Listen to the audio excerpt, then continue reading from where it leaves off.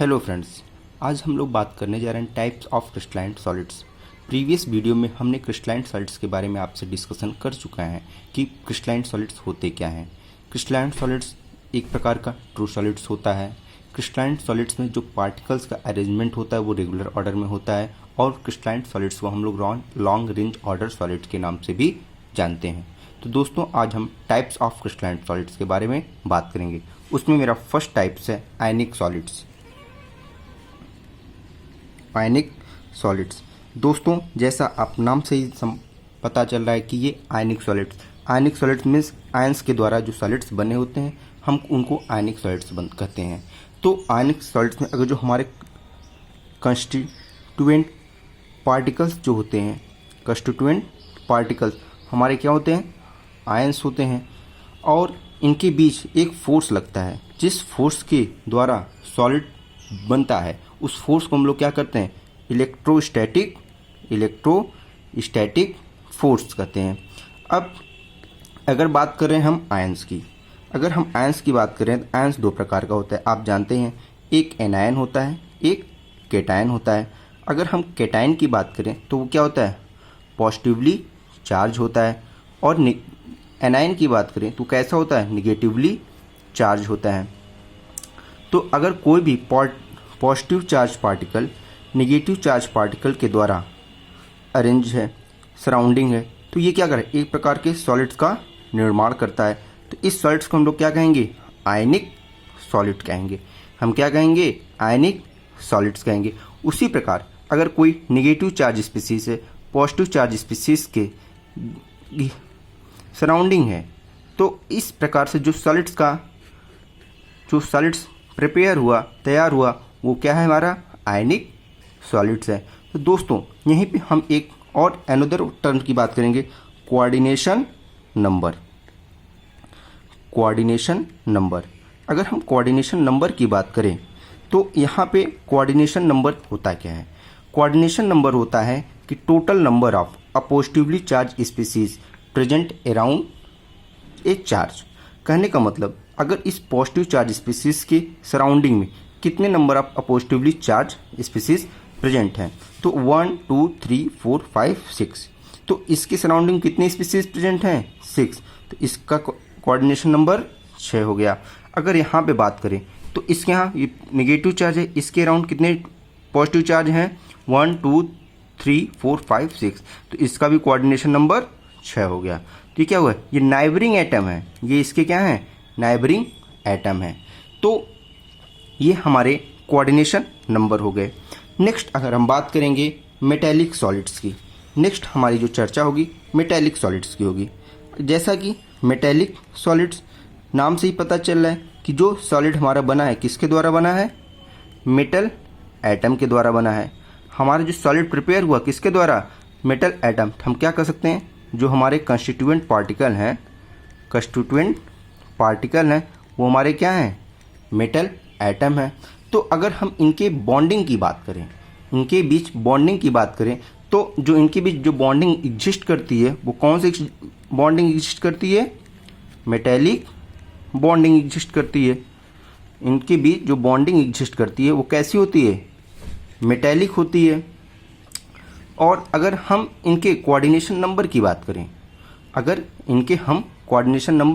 करें, तो हम कह सकते हैं कि अगर कोई हमारे पास ए टाइप का एटम है, ए टाइप का मेटल है, अगर उसके आसपास बी टाइप के जितने भी मेटल प्रेजेंट होंगे वही उसके क्या होंगे, कोऑर्डिनेशन नंबर। अगर यहाँ पे इसका कोऑर्डिनेशन नंबर हमें काउंट करना हुआ तो यहाँ पे इसका कोऑर्डिनेशन नंबर कितना हुआ, 1 2 3 4 5। इसका कोऑर्डिनेशन नंबर कितना हो जाएगा, 5 हो जाएगा। कोऑर्डिनेशन नंबर कितना हो जाएगा इसका, 5 हो जाएगा। तो हम डिफिनीशन में कह सकते हैं कि in such solid each atoms are surrounded by other neighbouring atom and total number of metal atom present along an atom is called its coordination number. अगर एग्जाम्पल की बात करें, चाहे आप कॉपर ले लीजिए, सिल्वर ले लीजिए, गोल्ड ले लीजिए, जिंक ले लीजिए, etc. These are the example of metallic solid. कहने का मतलब, अब हम अगले सॉलिड्स के बारे में बात करेंगे जो है कोवैलेंट सॉलिड्स।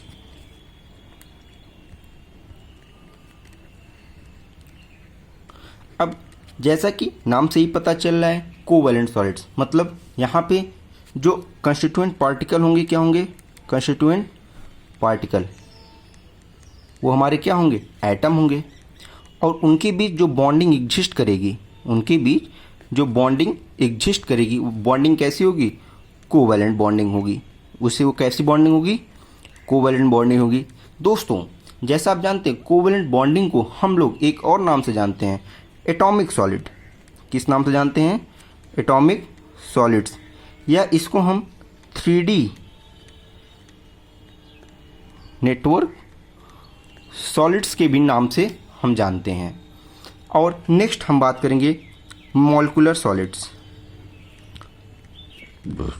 मॉलिक्यूलर सॉलिड्स दोस्तों कोवैलेंट सॉलिड्स में भी आपसे अगर कोऑर्डिनेशन नंबर की बात करेगा, आप आसानी से बता दीजिएगा कि एक एटम्स के नाइबरिंग एटम में जितने भी एटम प्रेजेंट होंगे वही उसके क्या होंगे, कोऑर्डिनेशन नंबर। हम लोग मॉलिक्यूलर सॉलिड में बात करें, इसमें भी अगर हम कंस्टिट्यूएंट पार्टिकल्स की बात करेंगे वो क्या होंगे, मॉलिक्यूल्स होंगे। और इनके बीच जो फोर्स काम करेगा वो क्या होगा, इंटरमॉलिक्यूलर फोर्स। या बॉन्डिंग की बात करें तो इनके बीच कैसी बॉन्डिंग, इंटरमॉलिक्यूलर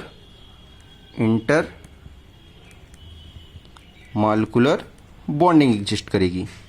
जैसे हमने आपको बताया था मॉलिक्यूलर सॉलिड्स 3 प्रकार के होते हैं, मॉलिक्यूलर सॉलिड्स 3 प्रकार के होते हैं। दोस्तों पोलर मॉलिक्यूलर सॉलिड्स की बात करते हैं तो इसमें जो पार्टिकल होंगे, इसके जो पार्टिकल क्या होंगे, जैसा कि नाम से ही पता चल रहा है पोलर मॉलिक्यूल्स होंगे। कौन से होंगे, पोलर मॉलिक्यूल्स। और इनके बीच जो बॉन्डिंग एग्जिस्ट करती है, जो बॉन्डिंग एग्जिस्ट करती है वो डायपोल डायपोल इंटरमॉलिक्यूलर फोर्स होती है।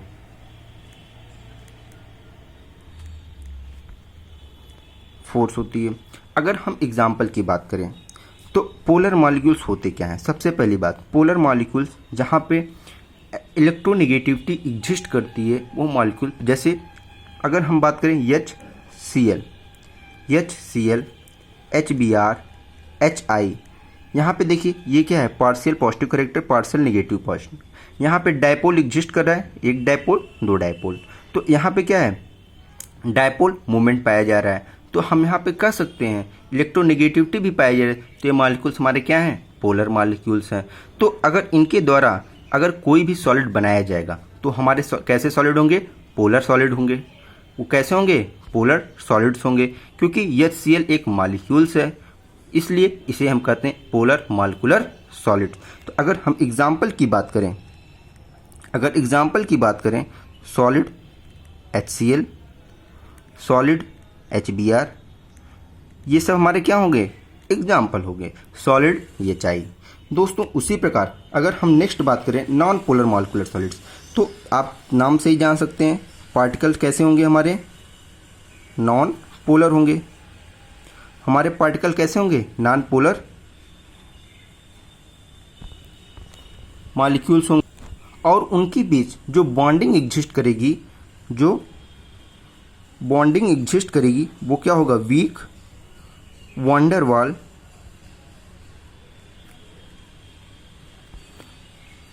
फोर्स ऑफ अट्रैक्शन होगा। तो अगर हम यहाँ पे बात करें हमारा मॉलिक्यूल्स कैसा है, नॉन पोलर। अगर हम नॉन पोलर मॉलिक्यूल्स की बात करें तो जैसे H2, Cl2, ये सब क्या है, नॉन। क्यों, ये देखिए H, क्या यहाँ पे किसी प्रकार का डायपोल बन रहा है, नो, किसी प्रकार का कोई डायपोल है ही नहीं। तो यहाँ पे क्या है, ये सब हमारे नॉन डायपोल हैं। तो हम ये कह सकते हैं ये हमारे कैसे हैं, नॉन पोलर मॉलिक्यूल हैं। और इनके द्वारा जो सॉलिड बनेगी क्या होंगे, नॉन पोलर मॉलिक्यूलर सॉलिड्स। तो हमारे जो एग्जाम्पल हो जाएंगे, solid I2, solid H2, solid Cl2। उसी प्रकार हम मॉलिक्यूलर सॉलिड्स की बात करेंगे तो मॉलिक्यूलर सॉलिड्स के बारे में हमने आपको बताया था कि ऐसे सॉलिड्स जहाँ पे हाइड्रोजन बॉन्डिंग क्या करती है, एग्जिस्ट करती हो। तो जैसे अगर हम सॉलिड HF की बात करें, HF, F एंड H के बीच में क्या हो रही है, बॉन्डिंग एग्जिस्ट कर रही है। क्यों, F क्या है, मोस्ट इलेक्ट्रोनेगेटिव एलिमेंट, और बॉन्डिंग किसके द्वारा में, हाइड्रोजन के द्वारा। उसी प्रकार OH के द्वारा जो बॉन्डिंग बनती है इसे हम क्या कहेंगे, हाइड्रोजन बॉन्डिंग। तो सॉलिड HF, सॉलिड वाटर, ये सब क्या है, molecular solids having hydrogen bonding के एग्जाम्पल हैं। दोस्तों हम इसका नोट्स आपको भी प्रोवाइड कर रहे हैं। जस्ट ये हम अभी तक समरी के रूप में बताएं, हम इसको आसानी से समझ सकते हैं कि हमारे टाइप्स ऑफ क्रिस्टलाइन सॉलिड्स कितने होते हैं, वो क्या होते हैं, यही हम समझे थे। Thank you. दोस्तों हम लोग क्रिस्टलाइन सॉलिड्स को समझ चुके हैं, अब आइए कैसे लिखेंगे उसको हम देखते हैं। आयनिक सॉलिड्स, इसकी जो डिफिनीशन होगी, in ionic solids the constituent particles are ion and in between them strong electrostatic force of attraction exist. तो ये हमारा इस डिफिनीशन हो गया। कोऑर्डिनेशन नंबर की हम बात करते हैं, तो इन such solid cations are surrounded by anions and anions are surrounded by cations. The total number of positively charged ions present along an ions are called its coordination number. जैसा ये देखिए positive charge species है, इसके around जितने भी negative charge species होंगे वह उसके क्या होंगे, कोऑर्डिनेशन नंबर। और एग्जांपल की बात करें, NaCl, KCl, CaF2, AgBr, ये हमारे आयनिक सॉलिड्स होते हैं।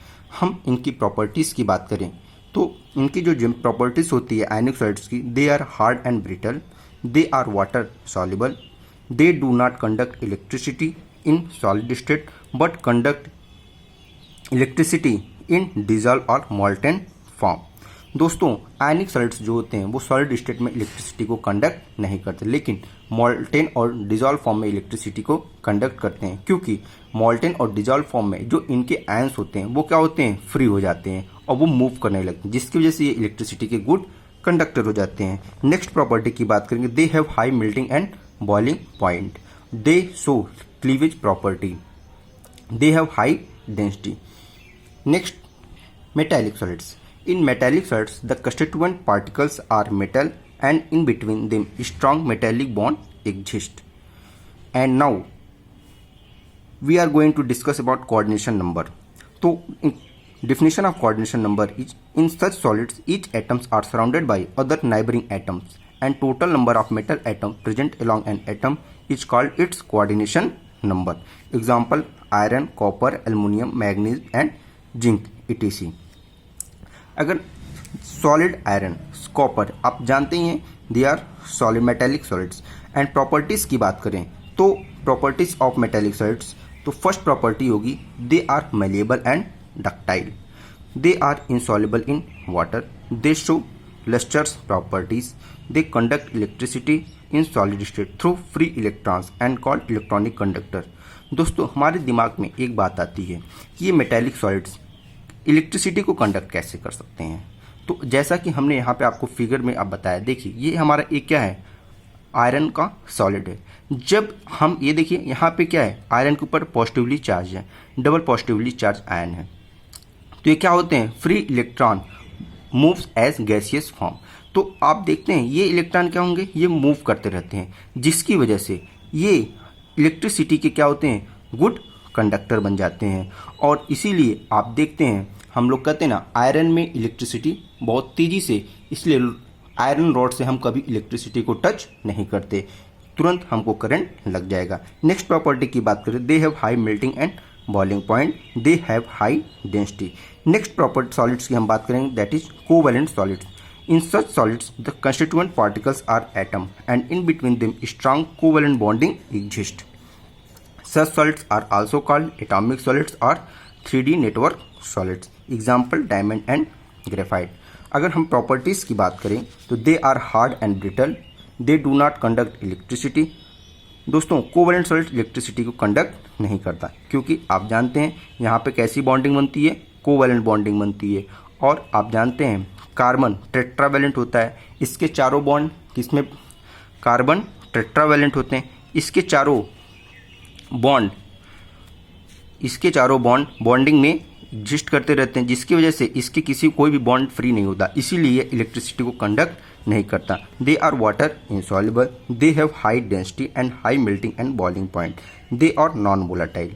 जो कोवैलेंट सॉलिड होते हैं वो नॉन वोलाटाइल होते हैं। नेक्स्ट अगर सॉलिड्स की बात करते हैं, molecular solids, in such solids constituent particles are molecules and in between them intermolecular force exists. There are also three types: polar molecular solids, non-polar molecular solids, and molecular solids having hydrogen bond. तो polar molecular solids के जो example definition होगा, इन सच solids the constituent particles are polar molecules and in between them a dipole intermolecular force exists. Example: solid HCl, solid HBr, solid SO2, solid HI, etc. Next हम बात करेंगे non polar molecular solids. In these solids the constituent particles are non-polar molecules and in between them a weak van der Waal intermolecular force of attraction exists. Example: solid I2, solid H2, solid Cl2. And next and last is molecular solids having hydrogen bond. In such solids a strong intermolecular hydrogen bonding exists in between the molecules. Example: solid HF. And properties की बात करें तो molecular solids की जो property होती है अन्य solids से थोड़ा डिफरेंट होती है. जैसे ये दे आर सॉफ्ट. अन्य जो सॉलिड्स होते हैं वो कैसे होते हैं? हार्ड होते हैं. लेकिन मॉलिक्यूलर सॉलिड्स सॉफ्ट होते हैं. ये वोलाटाइल नेचर शो करते हैं. They do not conduct electricity. They have low boiling and melting point. They are water insoluble except few. And then last we are going to discuss about amorphous solids. That is called pseudosolids. Amorphous word is derived from two words, a plus morph, whose meaning is no form. In amorphous solids, constituent particles are arranged in an irregular pattern, so it is called short range order solids.